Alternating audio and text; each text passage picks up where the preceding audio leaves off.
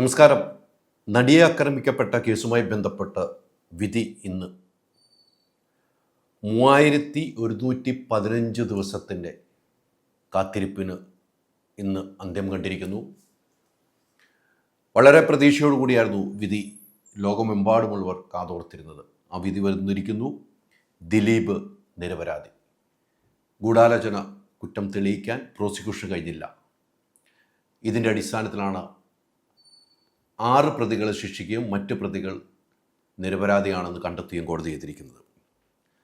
ഈ വിധി വലിയ രീതിയിലാണ് ചർച്ച ചെയ്യപ്പെടുന്നത്. ഇപ്പോൾ കേരളത്തിലെ മാധ്യമങ്ങൾ മാത്രമല്ല, നാഷണൽ മീഡിയ ഉൾപ്പെടെയായിരുന്നു ഇന്ന് കോടതി വളപ്പിൽ ഉണ്ടായിരുന്നത്.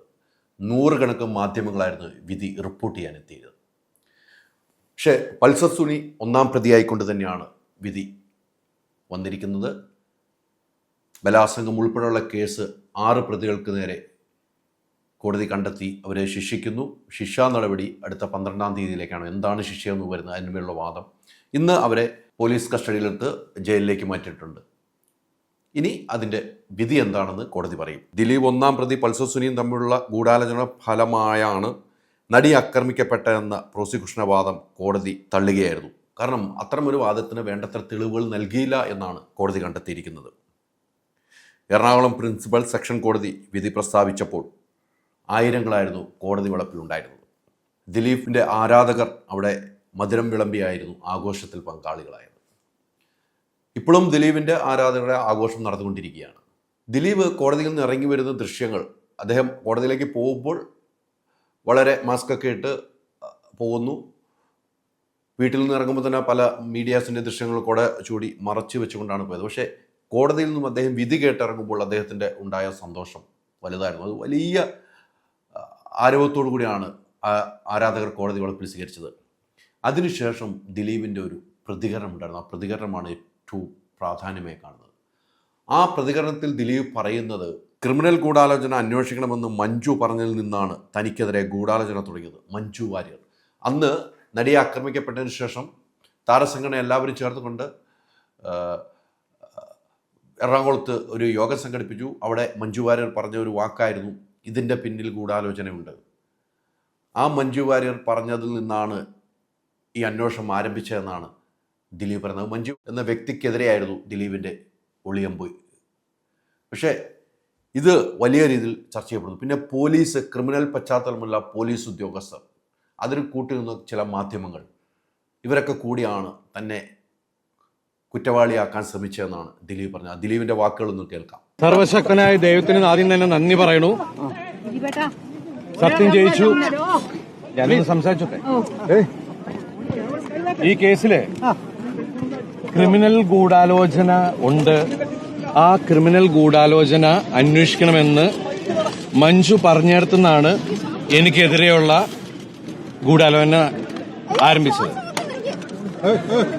അതിന് അന്നത്തെ ഉയർന്ന ഒരു മേലുദ്യോഗസ്ഥയും അവര് തെരഞ്ഞെടുത്ത ഒരു സംഘം ക്രിമിനൽ പോലീസുകാരും ചേർന്ന് ആണ് ഇങ്ങനൊരു നടപടി ഉണ്ടാക്കിയത്. അതിനായിട്ട് ഈ കേസിലെ മുഖ്യപ്രതിയെ കൂട്ടുപിടിച്ച് അയാളുടെ ജയിലിൽ ഉണ്ടായിരുന്ന കൂട്ടുപ്രതികളെയും കൂട്ടുപിടിച്ചിട്ട് ഈ പോലീസ് സംഘം ഒരു കള്ളക്കഥ മെനഞ്ഞെടുക്കുകയാണ് ചെയ്തത്. എന്നിട്ട് ഈ പോലീസ് സംഘം ചില മാധ്യമങ്ങളെയും അവർക്ക് ഒത്താശ ചെയ്തു കൊടുക്കുന്ന ചില മാധ്യമ പ്രവർത്തകരെയും കൂട്ടുപിടിച്ച് ഈ കള്ളക്കഥ സാമൂഹ്യ മാധ്യമങ്ങളിലൂടെ പ്രചരിപ്പിക്കുകയും ചെയ്തു. ഇന്ന് കോടതിയിൽ ഈ പോലീസ് സംഘം ഉണ്ടാക്കിയ കള്ളക്കഥ തകരുകയാണ് ചെയ്തത്. ഈ കേസിൽ യഥാർത്ഥ ഗൂഢാലോചന എന്ന് പറയുന്നത് എന്നെ പ്രതിയാക്കാനാണ്. സമൂഹത്തിൽ എന്റെ കരിയർ, എന്റെ ഇമേജ്, എന്റെ ജീവിതം നശിപ്പിക്കാൻ വേണ്ടി ചെയ്തതാണ്. പക്ഷേ ഞാൻ പറഞ്ഞോട്ടെ, നിങ്ങൾ 9 വർഷം പറഞ്ഞല്ല കേട്ടാ, ഞാനൊന്ന് ഒരു പ്രാവശ്യമെങ്കിലും പറഞ്ഞോട്ടെ. ഇന്ന് എനിക്ക് എന്റെ കൂടെ നിന്ന എല്ലാ കുടുംബാംഗങ്ങളോടും, എന്റെ സുഹൃത്തുക്കളും അവരുടെ കുടുംബങ്ങളോടും, അതുപോലെ എനിക്ക് വേണ്ടി കാണാത്ത കേൾക്കാത്ത ആളുകൾ ഒരുപാട് പേര്, കോടിക്കണക്കിന് ആൾക്കാരെ എനിക്ക് വേണ്ടി പ്രാർത്ഥിച്ചിട്ടുണ്ട്. അവരോടൊക്കെ ഞാൻ ആത്മാർത്ഥമായിട്ടുള്ള നന്ദി പറയുകയാണ്. അതുപോലെ ഈ 9 വർഷത്തോളം എനിക്ക് വേണ്ടി അഹോരാത്രം, എനിക്ക് വേണ്ടി അത് ആത്മാർത്ഥമായിട്ട് ഡിഫെൻഡ് ചെയ്ത എൻ്റെ പ്രിയപ്പെട്ട ലോയേഴ്സ്, അതിൽ നിങ്ങൾക്ക് എല്ലാവർക്കും അറിയാം, രാമൻപിള്ള സാർ. അദ്ദേഹത്തിന് ഞാൻ എന്റെ ജീവിതം കടപ്പാട് ആത്മാർത്ഥമായിട്ടുള്ള നന്ദി പറയാണ്. അതുപോലെ അദ്ദേഹത്തിന്റെ കൂടെയുള്ള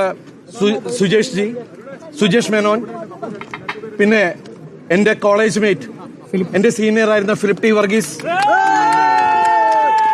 അദ്ദേഹത്തിന്റെ അസോസിയേറ്റ്സ് ശുഭ, നിത്യ തുടങ്ങിയ മറ്റുള്ള ജൂനിയേഴ്സ്, അതുപോലെ സുപ്രീം കോടതിയിലെ മൂൾ റോത്തഗി സാർ, രഞ്ജിത റോത്തഗി, പ്രഗ്യാമാം, വംശി തുടങ്ങിയ മറ്റുള്ള ലോയേഴ്സ് എല്ലാവരോടും ഞാൻ ആത്മാർത്ഥമായിട്ടുള്ള നന്ദി പറയുന്നു.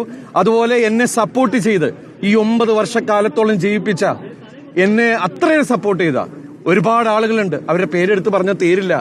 അവര് വിവിധ മേഖലയിലുള്ള ആളുകളാണ്. അവരോടെല്ലാം ഈ നിമിഷത്തിൽ ഞാൻ ആത്മാർത്ഥമായിട്ടുള്ള നന്ദി പറയുകയാണ്. എല്ലാവരോടും ഒരുപാട് സന്തോഷം. ഇനി അതൊക്കെ നിങ്ങൾ കണ്ടുപിടിച്ചു. ഒടുവിൽ ഇപ്പോൾ ദിലീപിന്റെ അപ്പീൽ പോകാൻ സർക്കാർ തീരുമാനിച്ചിരിക്കുന്നു. അത് നിയമവകുപ്പ് മന്ത്രി പി രാജീവ് മുഖ്യമന്ത്രിയായി സംസാരിച്ചു. അപ്പീലിന് പോകും എന്ന കാര്യം മന്ത്രി അറിയിച്ചിരിക്കുകയാണ്. അതോടൊപ്പം തന്നെ പ്രോസിക്യൂഷൻ അപ്പീലിന് പോകും. തീർച്ചയായിട്ടും അതിജീവിതയും അപ്പീലിന് പോകാനുള്ള സാധ്യത നമ്മൾ തള്ളിക്കളയുന്നില്ല. ഇനി ഹൈക്കോടതിയിലേക്കാണ് ഇവർ പോകുന്നത്. അതിന് സുപ്രീം കോടതിയിലേക്കും ഇനിയുള്ള കോടതിയിലുള്ള വിധിക്ക് വേണ്ടി കാത്തിരിക്കാം. നിലവിൽ ദിലീപ് കുറ്റക്കാരനല്ല എന്ന് തെളിഞ്ഞിരിക്കുന്നു. ദിലീപ് പൂർവാധികം ശക്തിയോടുകൂടി തന്നെ മലയാള സിനിമാ മേഖലയിലേക്ക് വരുമെന്ന കാര്യത്തിൽ സംശയമില്ല. അദ്ദേഹം അനുഭവിച്ച കുറേ നാളുകളുണ്ട്. ഈ പറഞ്ഞ പോലെ 8 വർഷത്തോളം അനുഭവിച്ചു. ഇന്ന് അദ്ദേഹം പറഞ്ഞു, മാധ്യമപ്രവർത്തകർ ചോദിച്ചു, ആരാണ് ഗൂഢാലോചനയ്ക്ക് കൂട്ടുകയെന്ന് ചോദിച്ചപ്പോൾ അദ്ദേഹം പറഞ്ഞു, ഇത്ര നാൾ നിങ്ങൾ പറഞ്ഞില്ല, ഞാനൊന്ന് പറയട്ടെ എന്ന് മാധ്യമങ്ങളെ പരിഹസിച്ചുകൊണ്ട് തന്നെയാണ് അദ്ദേഹം പറഞ്ഞത്. പിന്നീട് അദ്ദേഹം അവിടെ നിന്ന് നേരെ പോയത് അദ്ദേഹത്തിൻ്റെ അഭിഭാഷകനെ കാണാനായിരുന്നു. അദ്ദേഹത്തിൻ്റെ വീട്ടിലെത്തി, രാമൻപിള്ളയുടെ വീട്ടിലെത്തി അനുഗ്രഹവും വാങ്ങി. പിന്നീട് അവിടെ വെച്ചും മാധ്യമങ്ങളോട് പ്രതികരിച്ച് ഇതേ വാക്കുകൾ തന്നെയായിരുന്നു. അവിടെ നിന്ന് അദ്ദേഹം ഇനിയുള്ള യാത്ര എങ്ങോട്ടാണെന്ന് മാധ്യമങ്ങൾ ചോദിച്ചപ്പോൾ ഇനി ഞാനൊന്ന് യാത്ര ചെയ്യട്ടെ എന്നാണ് അദ്ദേഹം പറഞ്ഞത്.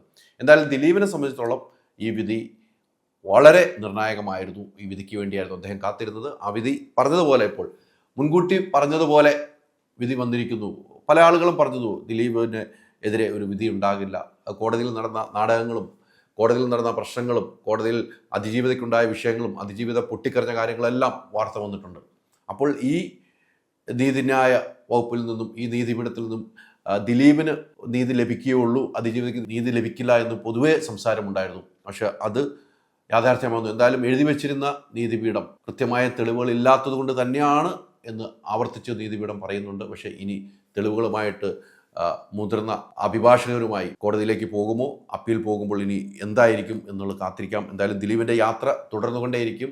ദിലീപിൻ്റെ ഇറങ്ങാനുള്ള സിനിമകൾ ഇത് വലിയ ആവേശത്തോടുകൂടി പ്രേക്ഷകർ സ്വീകരിക്കാൻ കാത്തിരിക്കുന്ന സിനിമയാണ് ബബ്ബ എന്ന കാര്യത്തിൽ സംശയമില്ല. അതും ഈ സമയത്ത് ഓർമ്മപ്പെടുത്തുകയാണ്. എന്തായാലും ദിലീപിൻ്റെ വിധിക്ക് വേണ്ടി ലോകം കാത്തിരുന്നു എന്താണെന്നറിയാൻ. പക്ഷെ അത് ദിലീപിന് അനുകൂലമായ വിധി വന്നപ്പോൾ വളരെ മേഖലയിൽ നിന്നും തെറ്റായ ഒരു കീഴ്വഴക്കമെന്ന് പറയുന്നുണ്ടെങ്കിലും പക്ഷേ ദിലീപും ഒരു ഇരയായിരുന്നു എന്ന് പറയുന്നവരുമുണ്ട്. അപ്പോൾ ഇരകൾ ആരാണ്, സത്യം എവിടെയാണെന്ന് ബഹുമാനപ്പെട്ട നീതിപീഠം ഇനിയുള്ള നാളുകളിൽ അപ്പീലിന് പോകുമ്പോൾ എന്താണ് ഉണ്ടാവുക എന്നും നമുക്ക് കാത്തിരുന്ന് കാണാം. എന്തായാലും 8ാം പ്രതി ദിലീപും ശരത്തും ഉൾപ്പെടെ ഉള്ളവർ, ബാലചന്ദ്ര കുമാറിൻ്റെ വെളിപ്പെടുത്തലാണ് ശരത്ത് രംഗത്ത് വന്നിരുന്നത്. ഇവരുൾപ്പെടെ ഉള്ളവർ വെറുതെ വിട്ടുകൊണ്ട് കോടതി ഉത്തരവിട്ടിരിക്കുന്നു. ഇതിൻ്റെ ആവേശമാണ്, ഇതിൻ്റെ ആഘോഷമാണ് ദിലീപ് ഫാൻസുകാർ പലയിടങ്ങളും നടത്തിക്കൊണ്ടിരിക്കുന്നത്. എന്തായാലും എന്നും നീതിക്ക് വേണ്ടി പോരാടുന്ന ആ പോരാട്ടത്തിൻ്റെ കൂടെ തന്നെയായിരിക്കും ഞങ്ങളും എന്ന കാര്യത്തിൽ യാതൊരു സംശയമില്ല. ഹോം അപ്ലയൻസ് വാങ്ങാൻ ഒരിടത്ത്, ക്രോക്കറി വാങ്ങാൻ വേറൊരിടത്ത്, ഗാഡ്ജറ്റ്സ് വാങ്ങാൻ വേറെ എവിടെയോ ഒരിടത്ത്. അതെ, എന്തിനിങ്ങനെ പലയിടത്ത് ഓടണം? മൈജി ഫ്യൂച്ചർ ഉണ്ടല്ലോ. മൊബൈൽ ഫോൺ മുതൽ ഹോം അപ്ലയൻസസ് വരെ എല്ലാം ഒരിടത്ത്, ഏറ്റവും കുറഞ്ഞ EMI. അങ്ങനെയാണെങ്കിൽ ഏറ്റവും കുറഞ്ഞ വില. ആഹാ, എന്നാ ഏറ്റവും കൂടുതൽ ഓഫറുകൾ. MyG future, experience the next. മൈജിയാണ് ഫ്യൂച്ചർ.